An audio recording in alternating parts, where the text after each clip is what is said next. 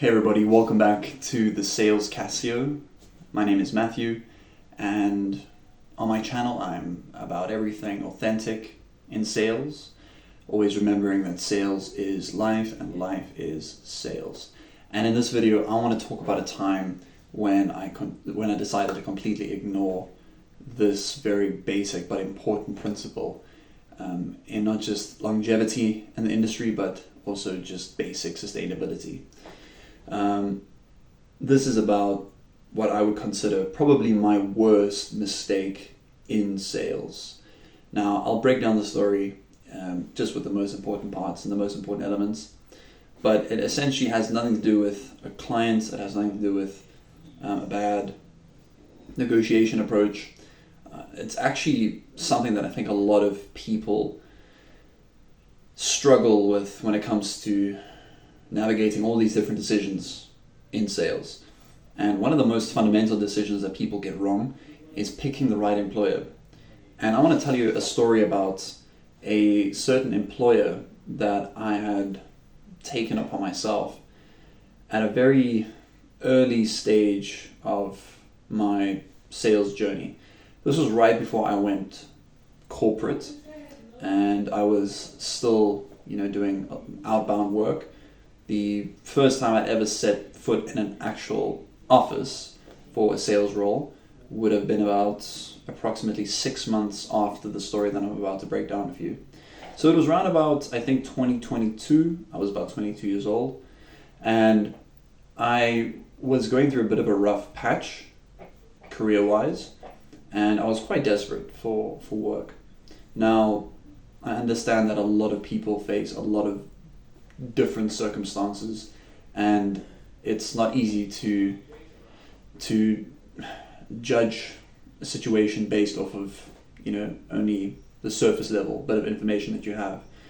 But I do think that one thing that is very important is to, no matter how desperate you are for work, is to rather do what impulsively feels like the counterintuitive thing, and take your time when it comes to picking an employer, because the fact of the matter is that it will waste you way more time to be employed by the wrong company and have to then rebuild yourself up again than it would take for you to rather turn an offer down and rather wait for something that is going to be more worth your time, and obviously something honest and something that's going to actually get you back on your feet.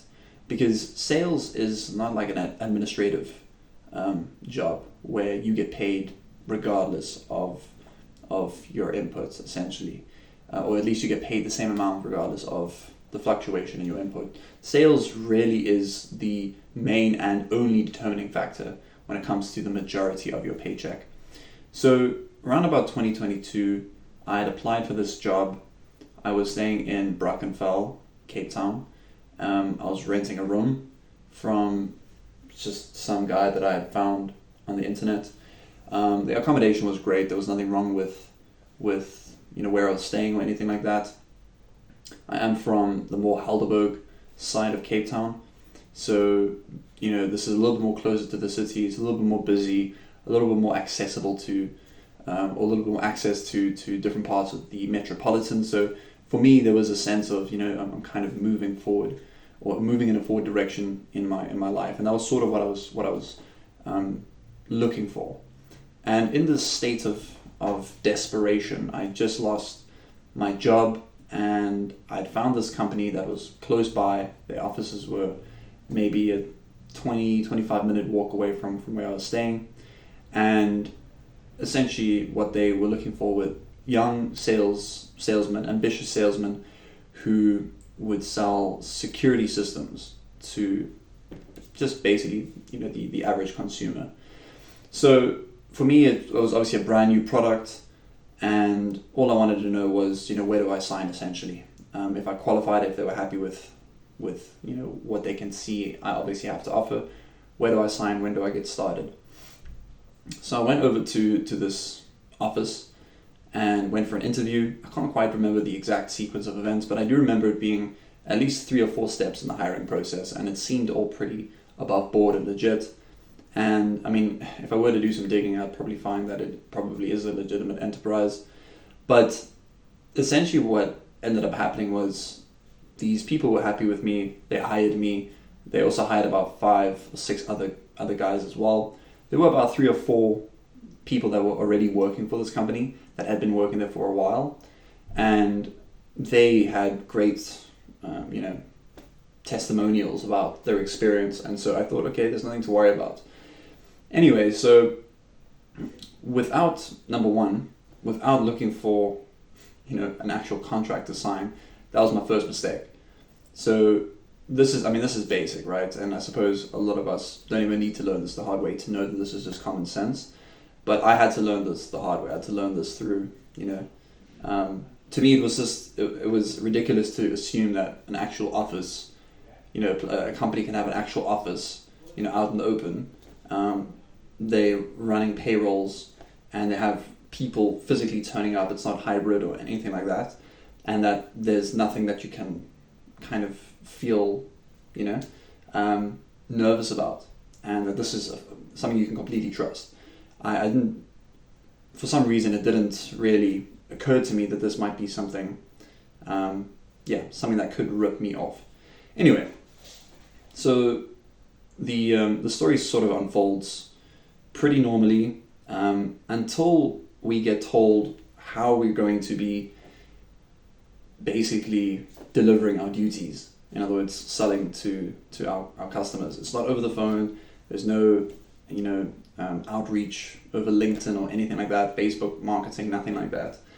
Essentially what they want us to do is they want us to go from door to door and sell these security systems to the home, to people. It's not pre-booked. These people have not phoned the company to come out and, have a chat. This is all right at the door, very old school. I thought, wow, this is a brand new form of sales, something I've never done before. I'm gonna have the opportunity to learn something new. All they wanted me to do, and the other new people, was basically just get in to the house, and they gave us a script. We had to follow the script, and right before the close, we would have to then phone the manager, and then they would send out one of the closers to then come and close. But the strategy was that when we get to the house, essentially we are posing as students. We're posing as university students, and they're doing an assignment whereby we are essentially being rated and marked for how we negotiate to these clients. And what we're actually doing is kind of imprinting this product onto the clients. Now everything seemed pretty, standard. There were some clients that we had met up with, on these different tours, who had been using the product and they were happy with it. But just the whole introduction process for me was always very weird. While, it kind of felt like we were lying to the clients. Anyway, so about a week in, we had gone to a few local areas, within the Western Cape or Cape Town. But then they told us that we were going to head out pretty far. Now, if you are from South Africa, you would know how far Cape Town is to Mossel Bay. So Mossel Bay is still within the Western Cape, but it's still quite a far drive. So they booked out a small B&B in Mossel Bay, and we driven out there, and we target all the underprivileged areas because crime rates were a little bit higher and all that kind of thing. Now, I felt pretty safe with the team that I was with, because obviously it was a lot of us, so there was no real fear of anything dangerous happening to us. But for me, it was always strange that we were selling this really high value product to people that live in these lower income areas. Now, to be frank, people were buying these security systems. People were still buying these security systems. But I think where it really sort of started playing in my head and I started asking more questions was on our second trip, still within the first month of being employed by this company. And we traveled out even further than just Mossel Bay. Now, Mossel Bay, if I'm not mistaken, I can't quite remember off the top of my head, but if I'm not mistaken, I think Mossel Bay is from where I stay is about it's over 100 k's. It's definitely over 100 k's. But anyway, so our second trip within the first month of being employed with this company was now going to be to a small town in the Free State called Tienersen, which is close to Bloemfontein. So Mossel Bay is about 341 kilometers. That's really, really far.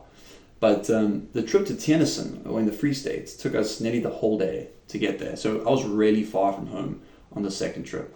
Now, it's noteworthy to also just mention that the way they had kind of had us travel was in this van. It was a white van. It had no windows. There was no sliding doors on the side. The doors at the back. It actually looked really sketchy. I mean, if you were an outsider looking in and you saw these people sitting inside this van, you'll definitely start asking questions. And I do remember someone actually approaching us the one day asking, why are you driving around the neighborhood with these tinted windows as well? Anyway, so, it's all of us young guys, we're all together.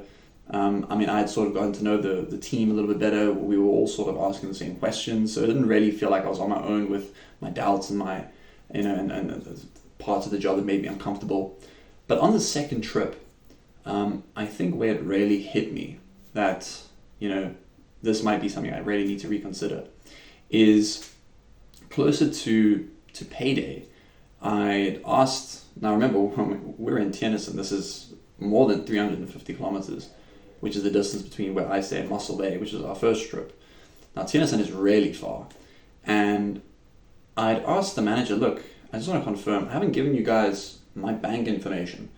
How are you gonna pay me? I mean, I spoke to one of the senior guys and they said that payday is, I think it was on the 25th or the 28th, I can't quite remember. And he said, well, after you make, your first few deals, then we'll speak to you about, what to pay you and all that. Anyway, so this manager ended up telling me, now at this point I had not made any sales. I mean, I was still pretty fresh, still pretty new. And he told me, actually I might be mistaken, I had made a few sales, but I'd made about maybe 2 or 3 sales selling these security systems. Anyway, so he tells me that we get paid for every sale that we make. So there's no base. There's absolutely no base.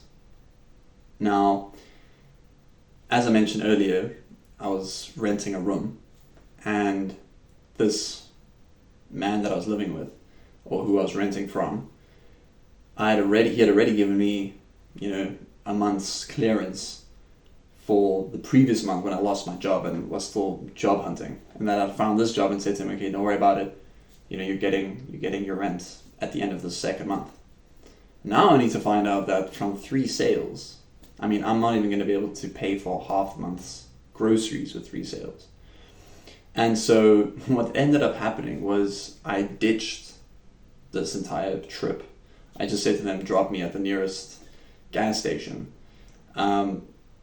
Long story short, I ended up sleeping at the gas station for one night, and I then also had to basically hitchhike over 500 kilometers from home, and I stood on the side of the national road for a couple hours before eventually someone pulled over, and I had a couple $100, and I made it home safely. But when I had to tell my landlord, look, I'm not getting paid, he obviously it was a very complicated conversation to have. But in that moment, I realized I made the right choice. Instead of just sticking it out and maybe hoping for a few more sales and kind of getting by, I thought, let me rather take the few days that I have left in this month, get home, and find proper work, because in sales, it's all about time. Time is probably your second biggest asset, obviously besides your discipline and skill. And immediately I already knew that the lesson is learned, the lesson is as clear as day. There is nothing for me to revisit or brainstorm with what could have gone wrong, what could I have done differently. The lesson was as clear as day. Probably the most important thing when it comes to sales is to have full clarity on your role. I consider this my biggest mistake in sales. 100% my biggest mistake in sales. I wouldn't say I've made perfect decisions with regards to an employer since then. I've made a few bad decisions as well since then, but this one made the challenge that us salesmen face a reality to me. And so since that mistake was made, I've been very aware of that very fact whenever I negotiate with a new employer. So this is something that I wanted to relay.